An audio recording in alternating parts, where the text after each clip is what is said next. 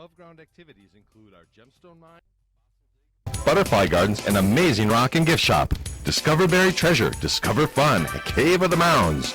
Open year-round. Cave of the Mounds is just 25 miles west of Madison. And Beaver Dam Piggly Wiggly on the beautiful east side of Beaver Dam. This week. And then Leslie, let's start off with pork chops. The Smithfield assorted pork chops are 98. Certified Angus beef, boneless chuck roast. It's that time of year to put a roast in the crock pot. $2.98 a pound. Or you can get the certified Angus beef fresh ground chuck for $2.98 a pound. Love that in the freezer. Pull them out. Make whatever you want with that. Absolutely. And this time of year, you don't really think that much of maybe getting yourself a great deal on asparagus, but they have it right now for $1.88 a pound. And Leslie, I don't know if you've ever tried this, though. Asparagus, one of the easiest things in the world you can do is take it, salt and pepper, a little olive, about a tablespoon or so of balsamic. Oh. Swirl it around, and you are going to experience asparagus like you've never experienced it before. Wow. That's one of those veggies, too, I don't eat enough of. I like it as an adult that I didn't as a kid. Me, I was exactly the same way. Get it right now this week at Beaver Dam Piggly Wiggly on the beautiful east side of Beaver Dam. Now this news update on Wisconsin Radio Network. I'm Raymond Newport. Congressman Mark Pocan says Immigration and Customs Enforcement is stonewalling his request for information about arrests made in Wisconsin last summer. He wants to know if federal agents targeted immigrants with no prior criminal record during a raid in an effort to spread fear. A potential Democratic presidential candidate is at UW-Madison tonight. Bill Wise has more. Democratic Texas Congressman Beto O'Rourke will attend a meet and greet with students and faculty at the University of Wisconsin-Madison. The event is closed to the press, the public, or anyone who isn't affiliated with the university. There is room for about 150 people, and the appearance is sponsored by the Campus Political Science Student Association. And Madison police have arrested a bus passenger who threatened to kill others when he dropped his cell phone and couldn't find it. 29-year-old Malachi Johnson may have been intoxicated when he fought another passenger. He faces charges of substantial battery and disorderly conduct. This is Wisconsin Radio Network. Matthew. Huh? Oh, sorry. It's okay. I just need you to listen to me. I know that a lot of times, Mom, it might not seem like I'm listening to you, but I am. I hear you. And what you say really does matter to me. I mean, let's be honest. No kid likes rules, but I get why we have them. I hear you, and I know it's because you care. For more information about talking with your kids about underage use of alcohol and other drugs, visit underagedrinking.samhsa.gov. Hi, Grandma. Can Nina come over for dinner? Sure. I've been meaning to ask you, what would happen if someone offered you a drink? Grandma? If anyone ever does, I want you to say, no, I have too much respect for my family and I don't want to get in trouble. I promise, Grandma. They really do hear you. For tips on what to say, visit underagedrinking.samhsa.gov. That's underagedrinking.samhsa.gov. This message brought to you by SAMHSA and this station. Just about 12:36 here on AM 1430 WBEV. Looking outside, it does look like blue skies, but it's a bit chilly here in Beaver Dam. It's 10 degrees, it's clear, and this afternoon's high may be touching around 16 degrees. However, it drops lower than a limbo stick at 3 degrees. Tomorrow looks like partly cloudy skies and around 23 degrees for your high. However, Saturday night, the low drops down to 13 degrees with a chance for snow later on in the day. And that snow is for sure coming on Sunday, about an inch or so on Sunday, with 25 degrees being your high, and cloudy continuing into Monday, 22 on Monday. It's time now to join Mr. Craig Wormbold alongside our Representative Mark Bourne in today's Community Comment. Well, thank you very much, Thomas. And yes, we are live from our new Daily Dodge studios here on Bill McCullum Way, joined by State Representative Mark Bourne of Beaver Dam. Thank you very much for joining us today. We appreciate it. Thanks for having me. Good to be here in your brand new studios. Pretty fancy stuff. Pretty exciting. I see you have all of the, you can't see it on the camera, but all the awards hanging up here to remind us that this is award-winning stuff that we're supposed to be doing here. That's a team effort. That's not just news over there. There's there's just a small portion of that. Is that can the cameraman pan over to the wall of excellence, as we like to call it? Is that our cutaway place now, if I'm not mistaken, Ninja? Yeah. This is our newly configured Daily Dodge studio. We've had this up for about a little over a year now, but this is the first time that we've tried this format. So we appreciate you coming, and we're trying for a more relaxed format I don't know if it worked. We'll see how that goes, huh? Right. We are audio and video streaming at dailydodge.com, so if you want to watch today's broadcast either live or watch it on playback at a later date that's more convenient to you, feel free to go to the dailydodge.com website. Click on the video tab. Of course, you can click on the audio tab at any time to listen to AM 1430 WBEV and 95.3 WXRO. You're also invited to call into the program today if you've got a question or comment for our state representative. The phone number is 920-885-4446. That's 920-885-4446. So since the last time we've seen you, you've been sworn in, a new governor's been sworn in, new legislature's been sworn in. It's been quite a busy time in Madison, I imagine. Yeah, very busy. Yeah, we had inauguration back in early January, and as you said, a new governor, a new attorney general. So a lot of new faces in the Capitol. I walked in kind of as an example. I walked into a meeting with some of the governor's team and agency people on an issue that I've been working on for more than a year now. It was actually a meeting on juvenile justice and on making some updates to the closing of the timetable for closing Lincoln Hills and stuff. And so I was used to working with a whole bunch of people from the agencies, people from Walker's team. You kind of got to know all the faces for the last year. And I walked into a meeting a couple days ago and didn't hardly recognize anyone in the room. And that's kind of a good example of how it is right now in the Capitol. Governor Evers, of course, bringing in a lot of new people into the agencies and into his office. Same with the Attorney General. So we're trying to meet folks and figure out who to call when we have questions. And before we knew everyone by face and name, and it's kind of it's just part of the process. I'm sure this is the way it normally is. I've never been there before during this type of transition. So there's definitely a lot to learn about the new folks and like I said, who to call with questions or who works on what and how they're organizing their offices. So that certainly adds to our workload. Before we knew if you had a question about this topic, this is the policy person in the governor's office or this is the agency contact. And so we're working through all that. Like I said, I think it's probably normal, but it's just different. And then, of course, we're preparing for a budget process, which, I'm on the Joint Finance Committee again, second time on that committee now. So we're getting ready to dive deep into that budget process, which usually fills at least the first 6 months of the new term. And so there's definitely plenty to do. So the last time we talked, you were concerned about whether or not you would be reappointed back to the Prison Reform Committee. That's the name of the committee, if I'm not mistaken, right? You find yourself back on that committee under Tony Evers? Well, Tony Evers doesn't make all the appointments. I'm a legislative appointment by Speaker Voss. Okay. So I don't know if concerned. I just didn't know what the plan was. And okay. Obviously the Speaker's plan was to reappoint me to all of those. So I'm still on. I'm not sure that I can even name them all anymore. There's at least two related to the juvenile justice because there's the grant committee, which was recently reappointed to, and that's where the counties will be asking for funds to build or upgrade their facilities for juvenile justice purposes. Then there's also the study committee, which is looking at like programming, what's the best way, well, how should we be designing these places, what's the programming or the staffing that we need to help these kids the most with their education and their rehabilitation and that kind of stuff, and that's all over the map kind of stuff to look at. And then there's the prison overall Department of Corrections space studies. I'm also still on that committee. That one has not been meeting because Governor Evers has not appointed his people yet.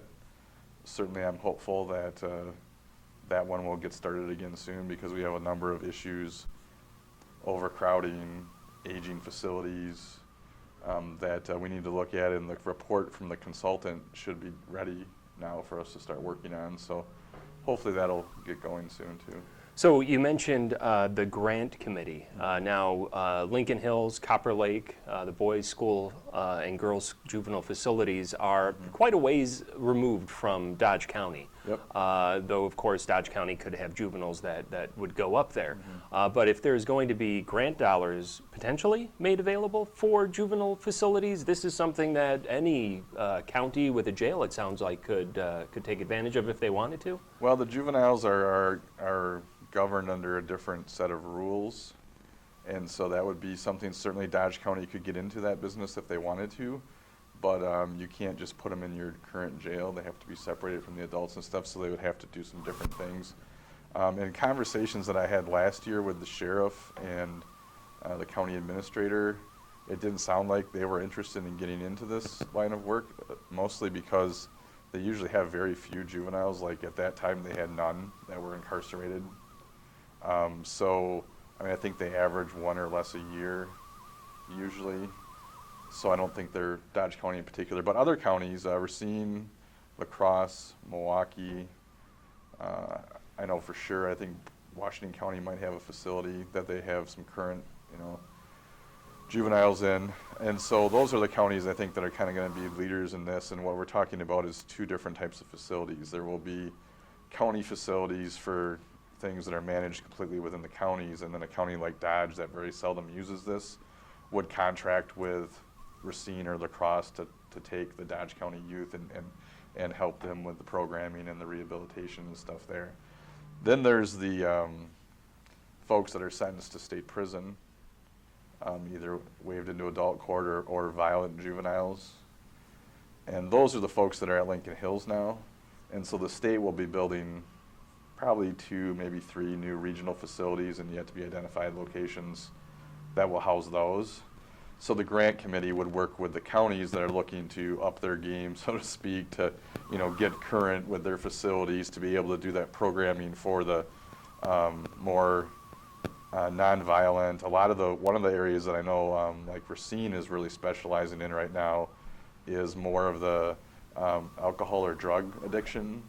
So youth that are in trouble, have done some, maybe some carjacking, so that's considered a violent crime, but it's really tied to drug and alcohol problems, and to try to get them the right kind of treatment. And so I think some of the counties are looking to, expand that kind of stuff.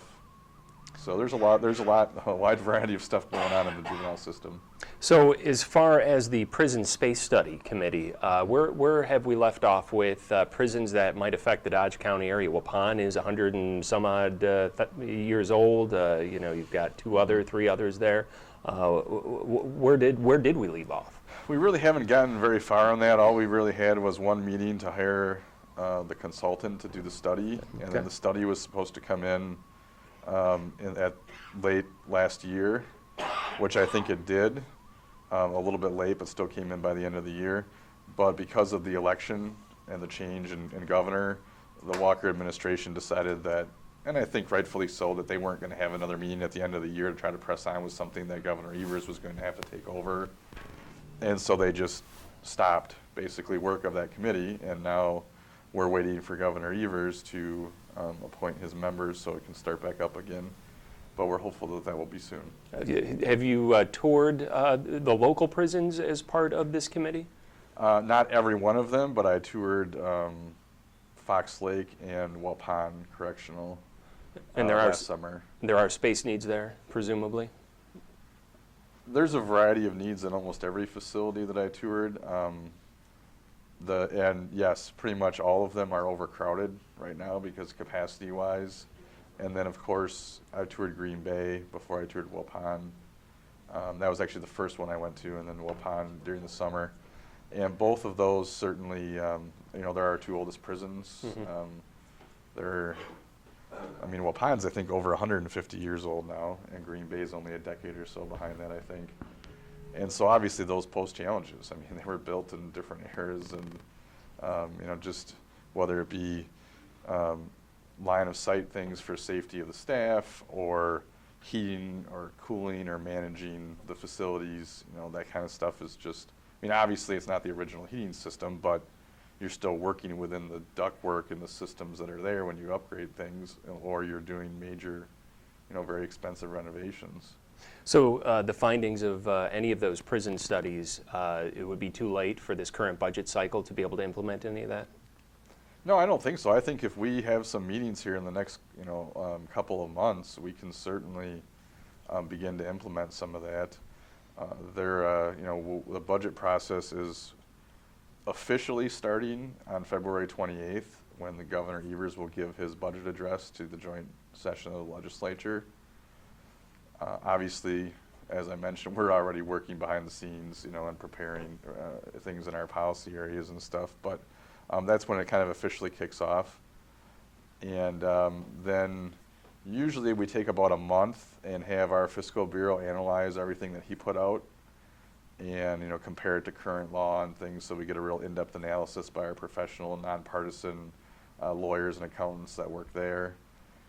So it'll probably be late March, I would assume. We'll start with public hearings, late March, early April. The road show, as we call it, from the Joint Finance Committee. And those places right now, I know the co-chairs, Nygren and Darling, are beginning to negotiate between the Senate and the Assembly where those might occur. Where outstate we'll go travel and listen to input from the public on the budget proposals. And then after the road show, which usually takes 3 or 4 weeks and is anywhere from, I think, historically it's usually at least 3 or 4 locations. Sometimes it's as many as 6 or 7. There's been no discussions yet on how many there will be. That's, like I said, they'll work on that in the next couple of weeks, and then we'll get into in late April, early May, really starting to craft the state budget, the legislative state budget, which is very similar to what we did last time around with Governor Walker. Just everything will be delayed about 3 or 4 weeks because we've given Governor Evers more time to prepare his budget. Normally the budget address is by the first week of February or so, and now this is going to be the very last day of February. So process will be very similar, just everything's delayed. One of the things that we're hearing about that may be a sticking point between Democrats and Republicans is the middle-class tax cuts. Both sides seem to agree that there should be middle-class tax cuts. Mm-hmm. It's the approach to how to fund that that there seems to be some disagreement with. Where are we at with that? Well, we this week we passed our middle-class tax cut bill out of both the Assembly and the Senate, and yesterday it was sent to Governor Evers for his consideration. So I believe he's got 6 business days to decide if he's going to sign it or veto it. So I'm assuming by the end of next week or so we'll know what his decision is. Certainly I hope he signs it. I mean, I think this was a really responsible way to go about it. We have over a $600 million surplus in the current budget. We have a projected around $2.5 billion, billion with a B, surplus in the next budget. So that money, the current surplus, plus the projections of tax revenue growth. So, certainly with responsible budgeting, sound fiscal management under the Walker administration, economic growth right now in the state, we've got a surplus. And as I said in the Joint Finance hearing, and I heard you played the clip on the news the next day here on the radio, I think this is a very simple approach of we had responsible budgeting, we've collected too much money, we have a surplus, it should go back to the taxpayers. I mean, obviously not all of it, but a good chunk of it. And so I think that's a responsible way to do the tax cut. And there's just a philosophical disagreement right now between legislative Republicans and the governor on this. The governor would prefer to raise taxes on someone else. It appears this time particularly he's targeting manufacturers and farmers with the manufacturing and ag tax credit. And that's how he wants to pay for the middle class tax cut. We don't think that's necessary. We think that the pro-growth efforts of this legislature and the strong economy we have right now in Wisconsin, that we can both invest in our priorities with the bulk of that almost $2.5 billion projected surplus in the next budget, and take about $500 million of that, a little less than that, $490 million of that, and return it to the taxpayers. So, like I said, hopefully by the end of next week we'll have his decision, and then either we'll have a middle class tax cut, that's my hope, or that'll just be another part of the budget negotiations as they move forward about how we do it. But I certainly think it's highly unlikely that the legislative Republicans would ever support the governor's plan to tax. I mean, I don't know why we would tax anyone to cut taxes for someone else at this point, but certainly to go after our job creators our manufacturers and our farmers, especially our farmers. I mean, this is, certainly I'm in some ways I've got a really great district for this because I have a larger city on average, like Beaver Dam, so I have some of that. But then I also have the whole east side of my district is very rural, very much an ag district. And so, certainly one of the things that I know right now in talking with farmers in the 39th Assembly District is it's been a pretty challenging time. The challenges of the global markets and stuff, prices, especially for milk. And so when our farmers are struggling the most, why in the world this would be the time that we would want to tax them more? I think the governor has started to move away from that a little bit in some of his comments in the last couple of weeks. So I think he's starting to recognize that. So hopefully, this discussion is helping to bring him closer to where we could find a compromise. But certainly my preference would be I think we sent him a really good bill this week, and hopefully he'll sign it. And as far as the tax cut itself, is this something that would be in perpetuity? Would this be a permanent tax cut, or would it just be a tax cut that's applied to this budget where we have a surplus of $600 million and the next $2.5 billion budget, surplus budget? No, the tax cut has no sunset, has no end date, and usually they don't. So that means that it would be in perpetuity. The only caveat, I guess you could say to that is, of course, future legislatures can change the tax system at any time by passing another bill. So, that was one of the discussions we had in Joint Finance. I think some people thought that it was somehow a temporary tax cut. Well, no, we're changing the deductions, and those are changed to that until some other legislature comes along and changes them again. So it would be permanent, and I think that that's where some of the confusion came in, and also when using surplus money. Well, surplus money means that we're taking in more than we're spending, and because we're not making other major changes, and we're projected to take in almost $2.5 billion more, we're still going to be taking in considerable more than we're spending right now.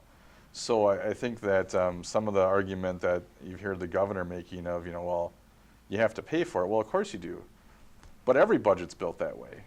I mean, there's nothing when we put all of the money that we put into K through 12 schools in this past budget, there was no guarantee money, no dedicated revenue source that pays that in the next budget. We have to fund that. We have to maintain that with our general revenue that we bring in from taxes. Mm-hmm. There are very few things in state government that have dedicated funding sources. So when Governor Evers proposes, like he did last week, about expanding access to dental care in his budget, I mean, that's one of, I'm sure, we're going to be a lot of things that he's going to look to invest in his budget and spend, I'm sure, large sums of money. None of that's going to be paid for. There's no dedicated, it's going to be paid for by however we run the money together from all of our tax collections. There's no dedicated resources to any of this. So I think that's, I understand why they do it, because it's a talking point that people think, oh, it's not paid for. Well, except for nothing in government is. We pay for it when we do the budget. So if it's a priority, that will be funded. And so to say that it's not paid for, I mean, what he's really saying is it's spending money on tax cuts when I'd rather spend it on something else. Mm-hmm. I mean, that's what he's really saying. And those are arguments that we can debate, and discussions we can have. But, there will be surplus money. We're choosing to spend some of it on the middle class tax cut. The elimination of the tax incentives for manufacturing, that would be, in a sense, there would be more of a roadmap for it than the current state budget, it seems. That would create additional revenue.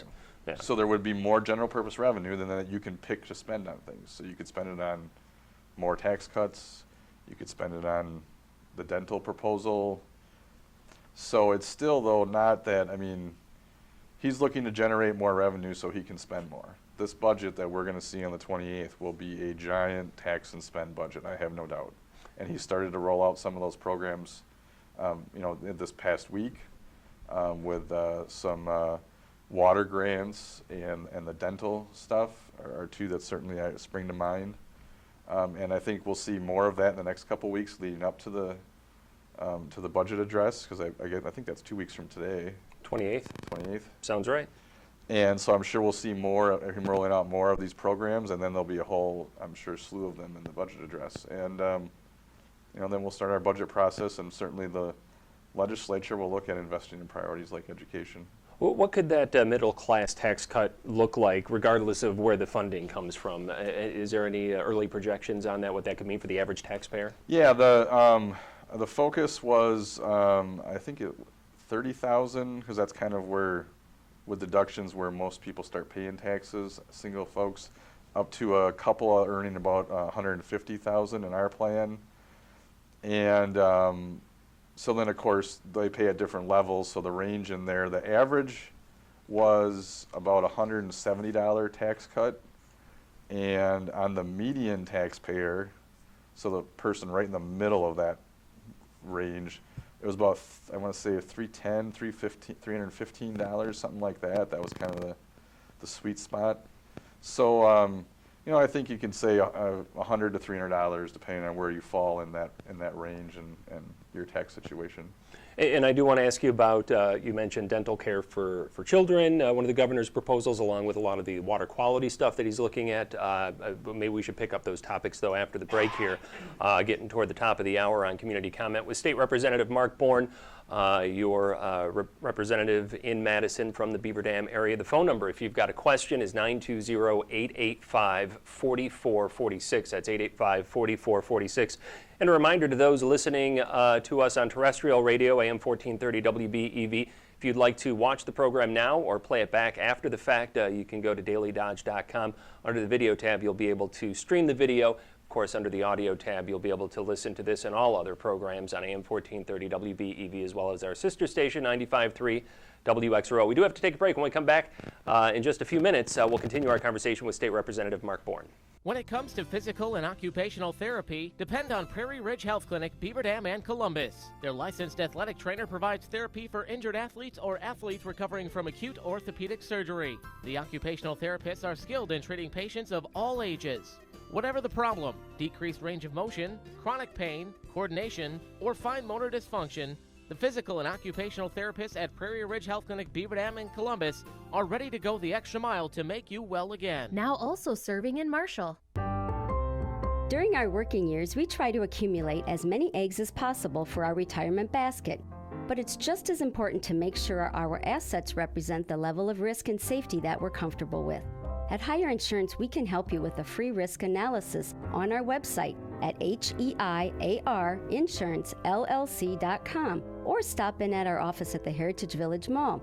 Tune in to our weekly radio show, Senior Solutions, at 11:10 Friday mornings here on WBEV.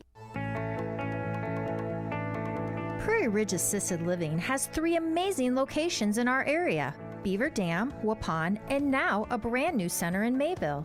When it comes to assisted living, Prairie Ridge knows the importance of finding the right place that feels like home. And that's why they offer spacious apartment-like rooms that are small pet friendly. With in-room rehab services from physical to speech therapy, they are able to cater to many needs. They also have an on-site hair salon, theater, activities room, full kitchen service, and on-site chapel. Prairie Ridge offers 24/7 care, complete with visiting physicians. Your physical and mental well-being is their top priority. Stop by and visit one of their 3 locations today, or go online to schedule a private tour at prairieridgeassisted.com. Prairie Ridge Assisted Living, where home is first and assisted living is second.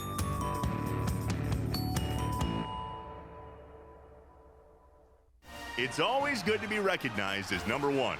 In our quest to be the best, our first goal at Sherman Sausage in Manitowoc is to keep it authentic.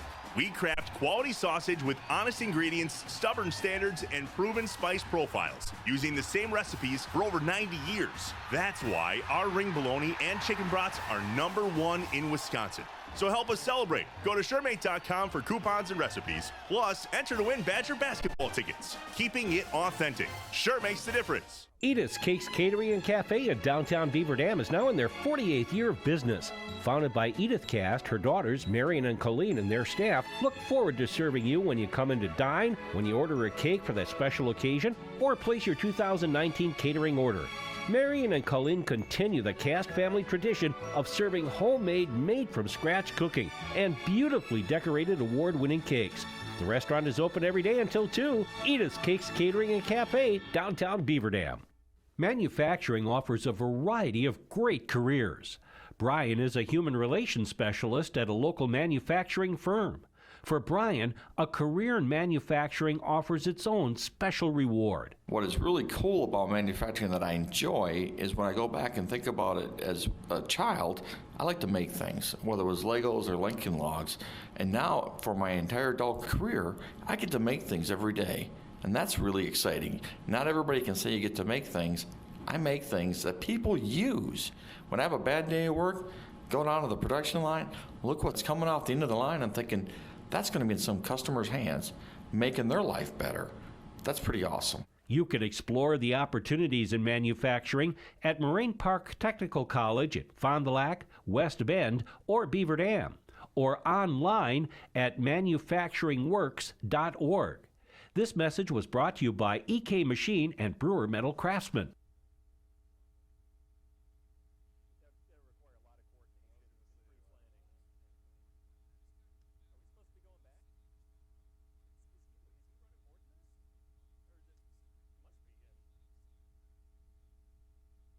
.103 from AM 1430 WBEV, Beaver Dam, Countryside Ford, 330 Transit Road, Columbus. Time for more of today's community comment. Here again is your host, Craig Warmbold. And our guest is State Representative Mark Bourne of Beaver Dam. The phone number, if you've got a question, is 920-885-4446. And you can catch us over on the video tab at dailydodge.com if you'd like to watch today's program now live or watch it on playback at a time that is more convenient for you. Again, 920-885-4446. So you mentioned a couple things going into the break about proposals coming out of the governor's office, one of which would be dental care essentially for school-age children. What are your thoughts on that proposal? Well, with most of this stuff right now, it's pretty hard to have too much for thoughts on it because it's just like a little press rollout with no details, that will come with the budget. So I don't really know, how to, it's pretty difficult to react when you don't really know exactly what they're doing, what kind of price tags are on some of this stuff. So I just saw a little bit of media coverage on it. I think that I certainly know that, this is something that needs to improve in the Medicaid program. I've had a number of talks with dentists in the area and certainly with Church Health Services, and they're doing a lot to help low-income folks in this area with that, and certainly their dental operation's been expanding a lot in the last, I would guess year or two, but sometimes you lose track of the actual time. And so that's certainly an area that we need to do more, and we did a pilot program in the last budget in a few counties to kind of see how an expansion could look and how it might work. And I think another component that was mentioned was dental therapy, which is allowing a different type of care that other states do, so that you don't have to have a dentist to actually do all of it, because there's some shortages in some areas of dentists. And that's something that I'm open to. We had a bill in the legislature last session. Mary Felskowski, my colleague from up in Irma, Wisconsin, way up there by Lincoln Hills, was a leader on that. I signed on to that bill. I thought that was a good idea, especially for our rural areas. But like I said, the devil's always in the details. So when the governor mentions that, is he looking at doing what we were looking at doing in that bill, or something that's completely different that we might not be able to get behind? So it's certainly an area that I have some familiarity with from the last budget and from that bill, and I guess we'll see what he rolls out and whether it's something we can work with him on or not. How about the water quality initiatives that are being suggested? Yeah, same thing. Kind of suggested he threw out some dollar amounts, some overall dollar amounts. Not sure how he's going to implement that. We have some programs now. We put some additional money into that in the last budget. We also had a bill last session to help communities with more of these old, I think it's lead pipe issues. And so I don't know if he's just looking to expand on that or exactly what that is. So again, we'll see what the details are. I think this is certainly, water quality is an issue that we're going to work on in the legislature. Whether it's the governor's ideas or something else remains to be seen. But we did, in the legislature and in the assembly, Speaker announced a task force I think it was either earlier this week or late last week. So a number of my colleagues have been appointed to a task force to study this issue of water quality. And so I certainly will be looking to see what comes out of that task force. And then, we'll react to the governor's ideas once we know the details. What is the tone like here now with the Republican legislature and Democrat now in the governor's office? You guys haven't had a lot of time necessarily to even get into the meat of this session yet, as it were. How would you describe that relationship right now between the chambers? I think since inauguration, the tone hasn't been bad, but there also hasn't been much of one. I think they're working in earnest in the governor's wing on their budget to roll that out in a couple of weeks. And certainly there's been a few things, like I mentioned earlier, the juvenile justice meeting that I attended with some of the governor's team. But that's really the first time that I had any, other than I also met with the governor himself for 15 minutes. He met with all legislators as kind of I think just kind of a courtesy thing to, chat, so to speak. There wasn't like there were some big policy discussions or anything when I was in there, but we talked a little bit about what our interests are, and that was that, and that was fine and nice. But that's kind of a minor thing. That isn't really a big policy initiative or anything like that. So I think right now there really is not a lot of communication or tone between the two, because we're just waiting for him to put his budget out so that we can start first reacting to it and then working with him to figure out what we're going to craft for a budget. Yeah. And I mean, ultimately, there's a lot of sometimes discussion about if, how are we going to do it, and are we going to take the governor's budget, or are we going to do our own? Well, really, I mean, the budget is our own, no matter who is governor, because it's a legislative document. It's a bill. Now, how we choose to craft that, if we take a lot of his stuff to start with, or we start with current law and work from there, it's still going to become a mix either way. And so I think sometimes people get too hung up on where you're starting or how you're starting, or I think it's more important is where we end and how we get there. And it's going to be a legislative document. The last budget was with Walker. And I think that generally, in discussing with the Fiscal Bureau, historically, the average is usually about 30% of what the governor puts in his budget does not end up in the legislative document in the end. So obviously, if that's the average, sometimes it's been more, sometimes it's been less. I think last budget we were pretty close to average. So when almost a third of what Governor Walker didn't want, or almost a third of what Governor Walker wanted didn't end up in the budget in the end, I mean, that's the process. That's, two separate but equal branches, have to work this out. And then, let's not forget that Governor Evers still has the most powerful veto pen, line item veto pen in the nation of any governor. Now, it's a little bit restricted from where it was back in the Doyle days when they did the Frankenstein stuff, and that got cleaned up a little bit. But it's still, he can make significant changes to a state budget with that line item veto, which we're certainly aware of and have to craft the document carefully. But it gives him a lot of options too then to, if not necessarily put more of what he wants in because he can't write things in, but certainly take out things that he doesn't like or make some tweaks that might change it to make it the way he likes it better. And that's all part of the process. So when a lot of people ask me or sometimes tell me, you should take the governor's budget, or on the other side, don't take any of his stuff, do your own. Reality is that the process just becomes a mix. And that's the way it was with Walker. That's the way it'll be with Evers. What did you talk about with the governor in your 15 minutes?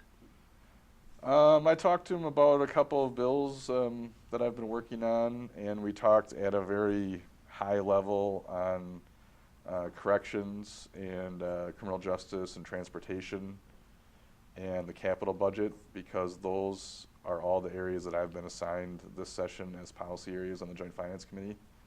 I had all of those last session also, except for transportation.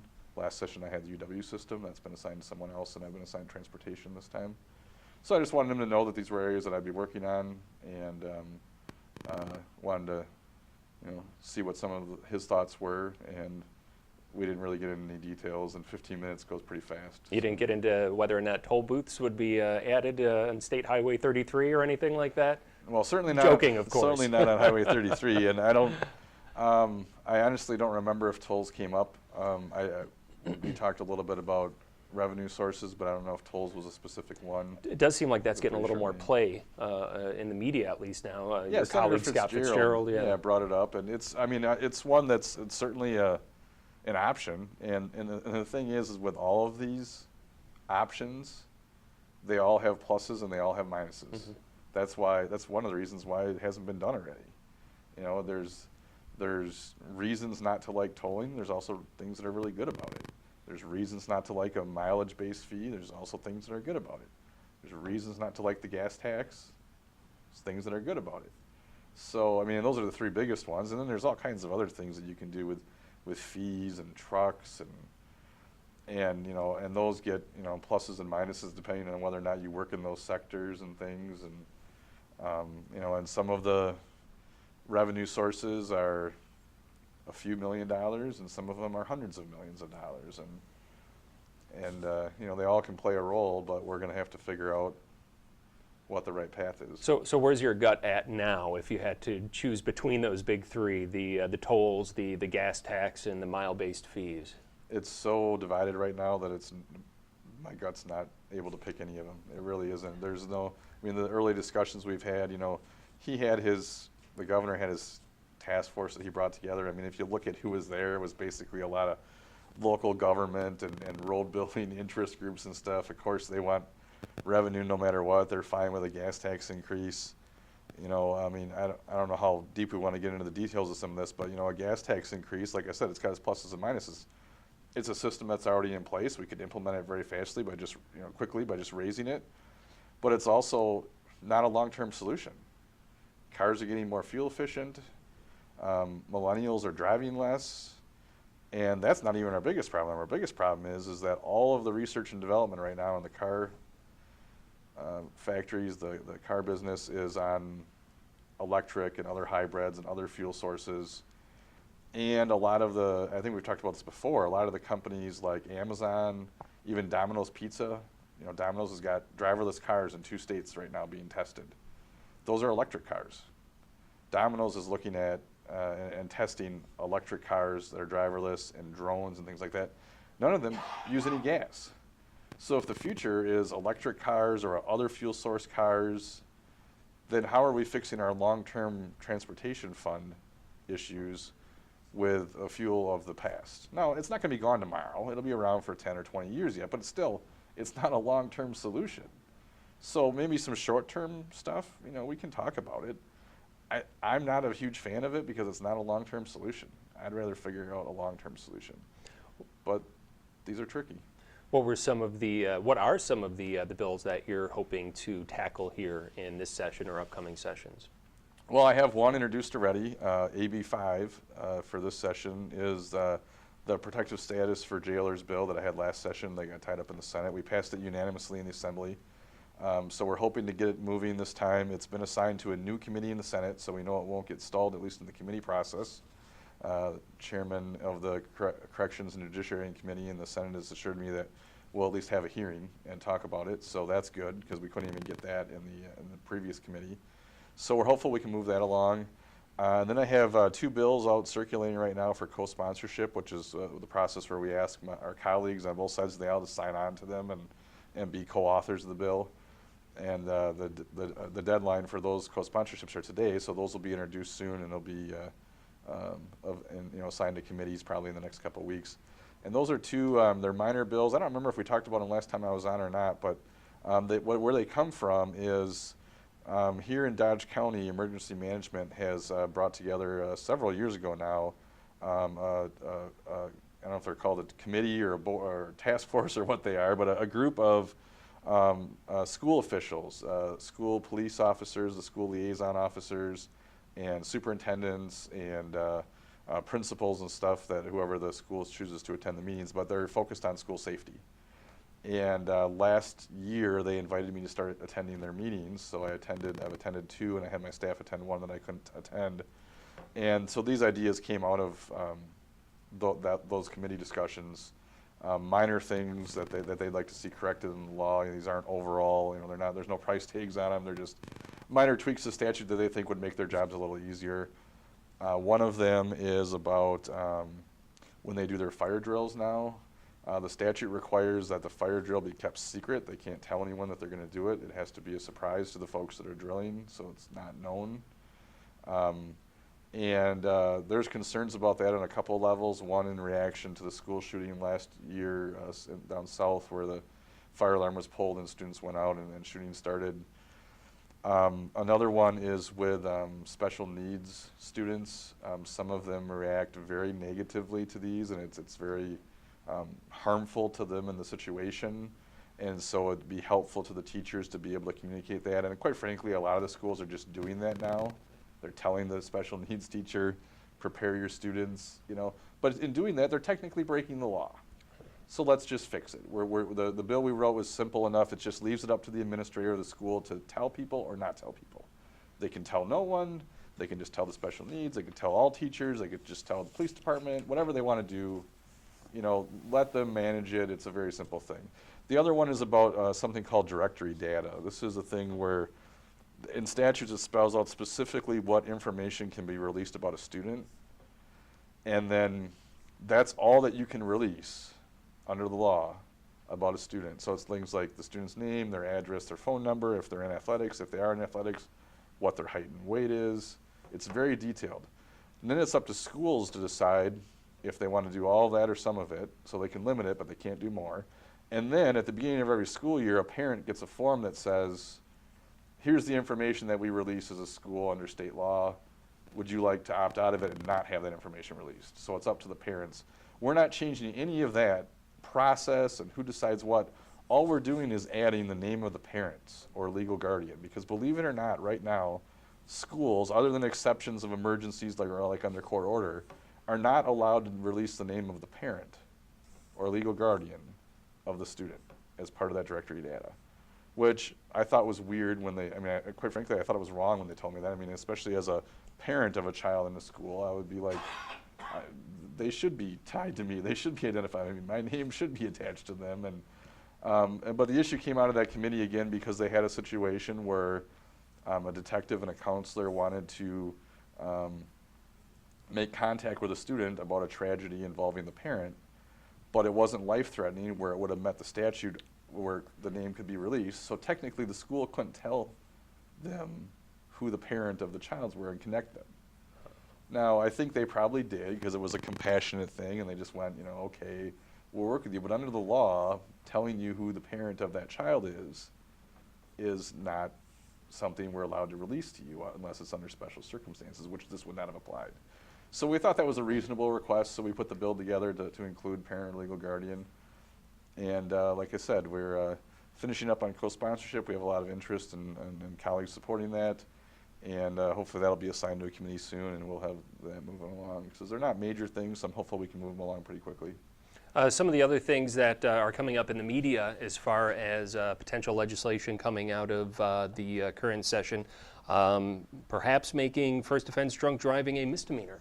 Is that something that you're interested in signing on to, or do you have any thoughts on that? That bill has been proposed every session that I've been in the legislature. I'm not sure how many sessions before that going back.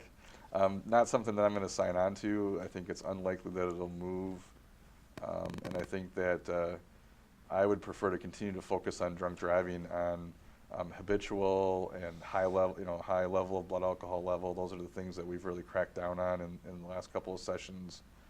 And I think that's a better approach to that. And also, the price tags for that kind of stuff are very large. It is a big burden on the district attorney's office, the court system, and ultimately when you make stronger sentences on those, so not necessarily first offense, but as you get into second and third and put more people in jails and prisons, the costs are very high. So that's why I think it's better to focus on the folks that are high levels of blood alcohol level, repeat offenders, the most dangerous, as opposed to someone that made a mistake. The new governor wants to accept expanded federal funding for Medicaid, despite the wishes of the Republican-led legislature. The Assembly Speaker saying that it's a non-starter. You think any movement's going to come of that? No, I can't imagine that any scenario where that would make sense to do, and I agree with the Speaker, it's a non-starter. Yeah, I mean, you've got constituents out there, I'm sure, that are saying, hey, why leave this federal funding on the table? We could cover more people, provide more health care. Why not consider this, look at it fresh again under this new legislature? I think there's a lot of reasons, but the two biggest ones to me are, first, the model that we did in Wisconsin covered everyone. It took the wait list away for people that are on Medicaid, that were on Medicaid under Governor Doyle, and brought them into the system.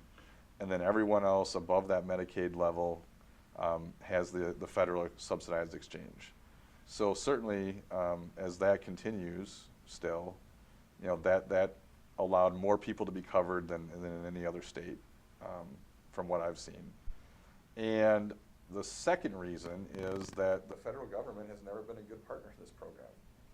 They continue to fund this at well below the required levels, and so now they've got if you expand it, we'll give you more money, but for how long and to what levels. And so I think that people are too focused on the here's the new deal, but when you look at the historical, when they're only funding this at 50-some cents on the dollar, in the Medicaid program, I think that's a concern, and I haven't been a good partner on this, so I'm not interested in greatly expanding this government program and having more government-run health care and end up with state taxpayers ending up having to hold the bag based on our past experience with the federal government.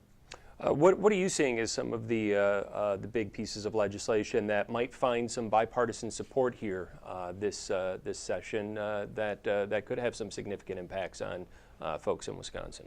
I think there's a number of areas. I think that, I'm hopeful that the first one will be this middle-class tax cut. Like I said, I hope the governor signs it.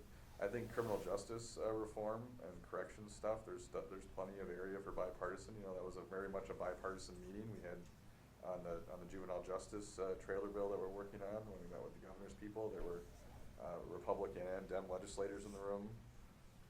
I'm hopeful that transportation will end up, being a bipartisan solution, but there's a lot of work to do there. And I think we'll continue to see bipartisan bills on what we call the HOPE legislation, and things that address our opioid challenges here in Wisconsin, and the challenges are throughout the country, but obviously we focus on them in the state legislature here in Wisconsin. So those are certainly, I think, some of the first ones that come to mind. And he's said he wants to do a middle class tax cut. We certainly would like to do that too. So hopefully that'll be the first one. Where do you think the sticking points will be, maybe other than the middle class tax cut? Well, I think the sticking points, like I said, the transportation sticking points are going to be, this is going to be a hard pill. We're going to have to pick something that has negatives and has people that are unhappy. There's no, solution here that's going to have everybody just cheering. And so that's always a challenge when you have to do tough stuff like that, but sometimes you have to do that with a reform. That's just the way it is. You could go back to, major reforms either nationally or in the state level, and there always were folks that are, either are or are perceived as winners and losers in that, but if it's right for the collective overall, those are the decisions we'll have to make. Criminal justice, I think the stickler will be being too soft on crime versus being, making sure that we're protecting society, because we still have some, major crime problems, especially in our biggest city. Actually, Madison also now is our second biggest city, is really getting worse in a lot of ways with that. Just in the last couple of weeks, some really terrible violent crime down on the UW campus with some assaults and stuff, which is just something that, you never used to see that kind of stuff. I shouldn't say never, but it was very rare that you would see that, and to have several of those in a couple of weeks now, that's obviously a major problem. And so we can't have, Governor Evers, as he proposed on the campaign trail, to release, half of the prison population when, it's clear that at least 2/3 of our prison population are violent offenders. We can't be putting violent offenders out early. We'll certainly, as a legislature, fight that kind of stuff however we can. So there will be, but then there's areas where, investing in local courts and DAs and stuff, I hope can be a bipartisan thing. There's programs in the corrections system that have been bipartisan in the past that are like Windows to Work and helping people that are incarcerated get the training and the connections that they need to certifications, things like that, to get jobs when they get out. And those are ways to really help reduce our prison population, to make sure folks aren't coming back, and focus on that recidivism stuff. This is something that Lieutenant Governor Clayfish, really worked a lot on, and I'm hopeful that the new administration will still be willing to work with us on stuff like that.